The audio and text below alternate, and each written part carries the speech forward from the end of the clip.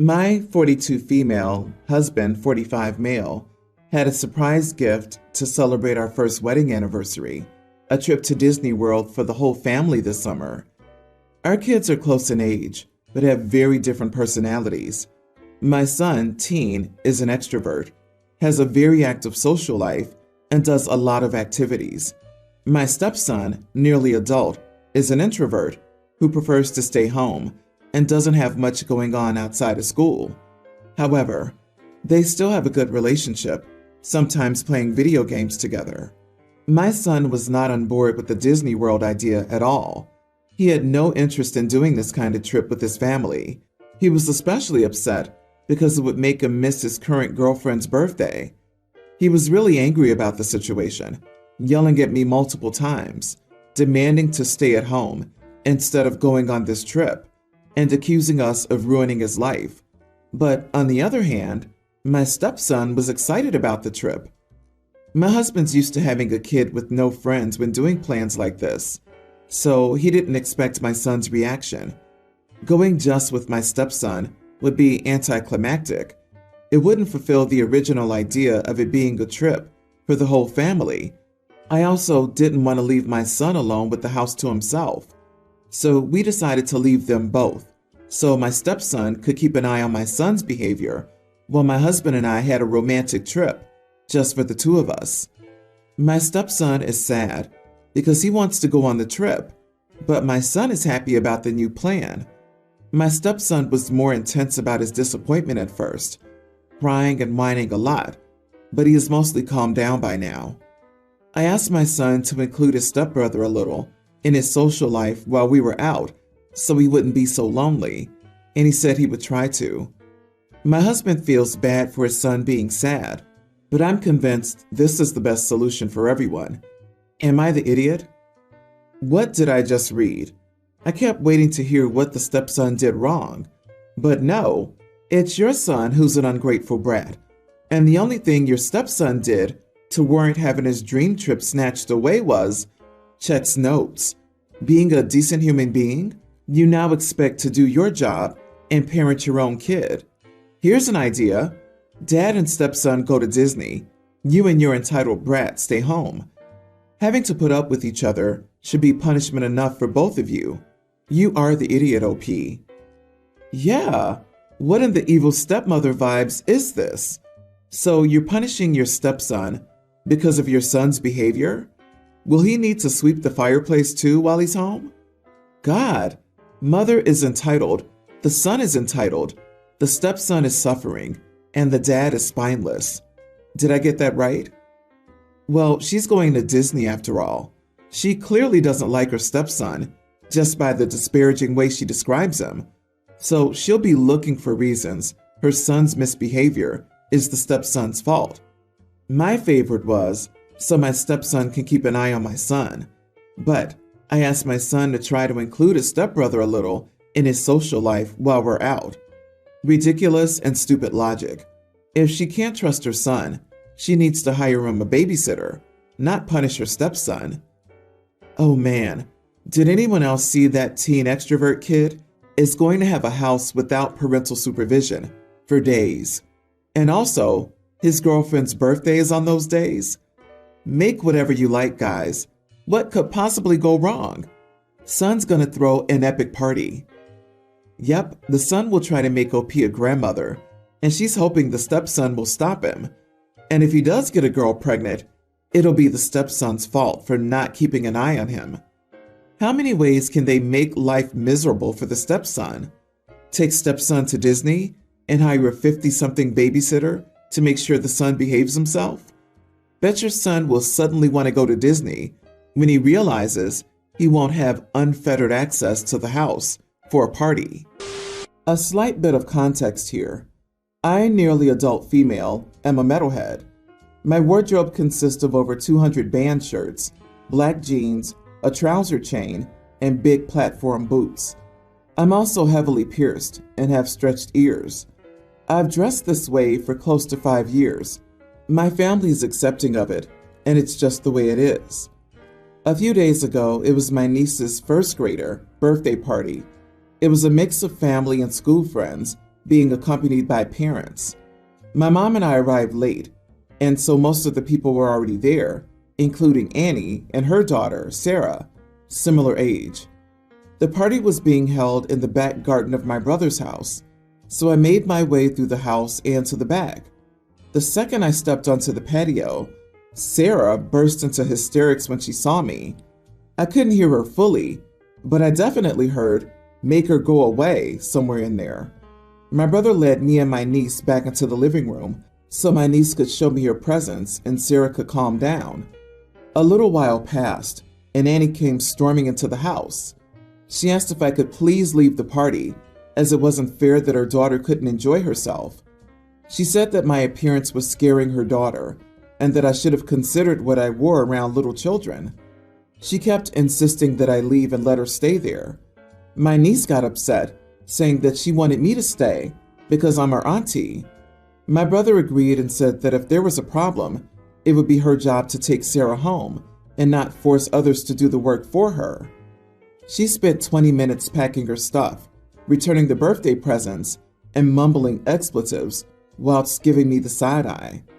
Some of the other parents at the party agreed with Annie, but most didn't care. None of my family or my sister-in-law's family took Annie's side. I feel bad, but I also felt like I tried to alleviate the situation because I was more than happy to stay inside and keep out of Sarah's way. Am I the idiot? Not the idiot. Wow, I'm sorry that happened to you. Wow, people are really idiots. This mother wants her shield wrapped in cotton wool in a world in which she will never see anything outside of her current realm of experience. That'll be one insufferable child, and the situation will never exist.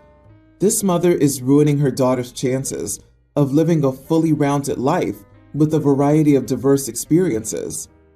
Agree, that mom is doing a serious disservice to her kid if she can't handle being around people that dress differently. She was a guest in someone's home, and if she couldn't calm the kid down, she should have apologized for her reaction and calmly left. Yep, to me, that's an opportunity to teach that there are very different looking people in the world and to not judge based on appearance. Your niece wanted you there, and it was her party. You weren't doing anything scary, just existing. The fact that she took the presents away is wild. Your niece is little. She didn't do anything wrong, and in a sense, is getting punished and stuff taken away from her that was given to her when she didn't do anything wrong. The mother was so overreacting. So I, 26 male, went out for dinner with a few friends last night. We were at this pretty nice restaurant, and our waitress, female early 20s, caught my eye as soon as we sat down. I thought she was really cute and had a great sense of style. Her outfit was really unique and just seemed to suit her perfectly. Anyway, throughout the night, she was really friendly and attentive, and I couldn't help but keep noticing her. After a while, I just decided to go for it and compliment her on her outfit. I said something like, "Hey, I just wanted to say that you look really cute tonight, and your outfit is amazing. It suits you so well." She seemed to take the compliment well, smiling and thanking me. Later on, as we were finishing our meal, I decided to write my number on the receipt and leave it for her in case she was interested in talking more or even going out on a date. When I handed her the receipt, I told her, "I hope this isn't too forward, but I've really enjoyed talking with you tonight, and I thought you might like to get in touch if you're interested." She took the receipt and thanked me, but her smile seemed a bit forced this time. I figured she wasn't interested, and that was fine. I didn't want to push her or make her feel uncomfortable. After we left the restaurant, my friends told me what I did was inappropriate and that I shouldn't have put her on a spot like that at her workplace. They said it's not okay to hit on service workers who are just trying to do their job. I genuinely didn't mean any harm, and I was being polite and respectful about it. Am I the idiot for leaving my number on the bill? OMG, people still do that? After all the talk and the awareness campaigns? The waitress is at her place of work. Her literal income depends on her being nice to customers, even if they're drooling, hounding, self-unaware specimens. Please repeat after me. She doesn't like you. She's trying to make a living. You are the idiot. Sheesh. Agreed. He was just too pushy in public about it. I worked as a waitress for many years. I gave out my number fairly often by writing my number on a check. I'm a lesbian, though it is slightly different. I also had a couple of situationships from following up with girls who left their numbers on checks, but no one ever cornered me, told me they were attracted to me, and handed me their number. That's weird. I've been in this uncomfortable situation a lot at work, and it's not fun. I just want to make it through the day, not find a date. I try to be nice about it. He crossed the line when he called her cute. I wouldn't think much of it if he just said, "I like your outfit," and quietly left his number.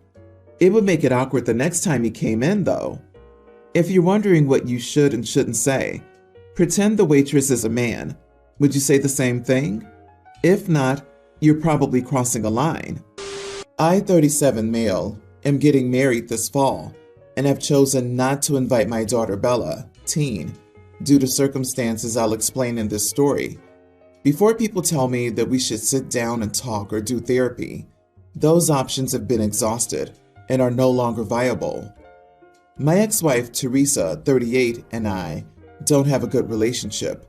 We started dating at 16 and then had Bella at 21. At first, everything was awesome, but then my wife started hanging out with a group of women, just not very good people. I refused to hang out with them. My wife started drinking heavily with this group and going out at night, leaving me with our daughter. I didn't like how she was keeping up our home either, as I worked full-time and she didn't. The final straw was when I was forced to come along bar hopping. Teresa got embarrassingly intoxicated, then started calling me a loser in front of everyone. This was not the first time she had publicly disrespected me. She habitually tried to show off to her friend by belittling me. I filed for divorce the following weekend. The original custody agreement was 50-50, which then changed because I asked for a DNA test on Bella. I had heard rumors and I wanted to confirm. My ex blew up and refused to allow a DNA test to be done, solidifying what I expected. My ex returned and got full custody because I refused to pay child support without a DNA test. This has been the arrangement for 5 years. I see Bella a few times a month. Her denying the test was all I needed to hear. It was cheaper than paying for one. And she wasn't chasing child support, so I wasn't going to go chasing a test that I already got a de facto answer to. I do what I can, but I don't have custody, so it's difficult. I'm engaged to one of my best friends, Chrissy, 33 female. We've known each other since college. Bella hates her for no reason. Chrissy wasn't even involved in my life once I got married. Bella, for some reason, thinks she's terrible. Chrissy's been nothing but nice to Bella. Recently, someone showed me Bella's social media, where she blasted us, saying how she had a deadbeat dad. Not true, as I paid for her and her mom for 7 years, and still give her money whenever I see her, and called Chrissy a witch in the same post. I was planning my invites for the wedding, and I did not invite Bella. She doesn't care for us. She called Chrissy a witch, and shamed me on social media, lying for attention. I also don't want drama at my wedding. It should be a fun time, not another event for Bella to hijack. My ex-wife found out about the wedding and asked about Bella's role. I told her she didn't have one because she wasn't invited. I called Bella and gave her my reasoning, as well as telling her that her social media post played a factor. She should be more careful about what lies she wants to put out there. She tried to apologize and say she would behave at the wedding. I told her that I knew she didn't like Chrissy or me that much, so why would she expect an invite? She called me an idiot, and we haven't spoken since. Am I the idiot? If you wanted a DNA test for 5 years, that means Bella was what? A tween when you decided you wanted one? This tells her that you only consider her your daughter and want 50-50 custody if she's genetically yours, even though you raised her from childhood. Weird hill to die on if you actually care about her at all, and weird to expect her to want to get along with your fiancé. You are the idiot. I wasn't going to go chasing a test, which I already got a de facto answer to. Look, they made up their mind and didn't care about the kid anymore. He never actually got the test, though. He took her refusal to take a test as definitive proof that Bella isn't his. There's still a chance Bella is his. I can't even fathom caring so little about a child you raised. From your daughter's perspective, you are a deadbeat dad. You could have gotten the DNA test yourself during your custody time, but it's a lot cheaper to just stop paying child support, isn't it? Gee, I wonder why she resents the father's fiancé, who abandoned her with an alcoholic mother. What a mystery. That poor girl. Yep, he wanted a plausible excuse to ditch his kid. He got one and is now crying about what a victim he is. OP, get a court order for a paternity test before you stop paying child support. So you also raised this child, but she isn't your daughter? That's a new depth of idiocy. OP's not the idiot. I have a question for you. Are you saying a man should keep paying child support for a kid he was lied to about because he was paying it before? Why should he not have the chance to enjoy the money he's making on what he wants? It takes two people to make a baby. If he was not one of them, he shouldn't have to pay. Also, why was the wife so against the DNA test? I don't know where you live, but if you lie to someone about the kid being theirs and they've been paying child support, you can get your money back in some places. About a month ago, I got a free bike from my cousin, an old red beach cruiser of unknown make. I needed a bike because my last one was stolen, and I'm too broke to buy a new one. My cousin then told me he had an old beat-up bike in his parents' backyard, and I could have it if I wanted it. When I picked it up, it looked like a mess, covered in mud, rusty chain, nicked paint, and dry cracking on the white sidewalls of the tires. There was even moss on it, but I took it anyway and thanked them. I got it home, cleaned it up, touched up the paint with nail polish, lubed the chain with WD-40, put new $7 grips on it, tightened the rear gear, cleaned most of the rust off any chrome, put on an aluminum kickstand that the bike shop tossed out as garbage, and it became my daily rider. The tubes and tires are still good, and I got it back on the road for less than $10. And honestly, I like it. Ride's a little bouncy, but the coaster brake is fun, and it's simple and reliable. The problem is, my cousin saw me riding it last week, and at first, he didn't recognize it as the same bike. It was so covered in mud previously that he thought it was rusted over. And now he says that I scammed him and he wants $60 for the bike or to give it back so he can sell it. I refused and said he didn't want it in the first place, and I like riding it. He's calling me a jerk and telling his friends and family I've robbed him. The family's all on my side, including his parents, but his friends think I'm a jerk. But I'm the one who put in the work into fixing this bike he gave me free as trash, and I'm the one who actually uses it, unlike my cousin. Am I the idiot for not giving back the bike or giving money for it? Obviously not the idiot. Your cousin's being ridiculous. He gave you a bike that apparently he thought was completely worthless and perhaps not even usable. And now that you fixed it up, he thinks you scammed him? What a joke. His friends are on his side because they're his friends and because he likely didn't explain the situation fully or correctly to them. So don't worry about what they think. Exactly. The cousin's trying to scam and take advantage of OP. The cousin saw the bike as trash that got taken off of his hands. He didn't have to take the time or the energy required to discard it. Now that OP has taken the time to repair the bike and proven that it still works, the cousin wants to swindle the OP to make a quick buck.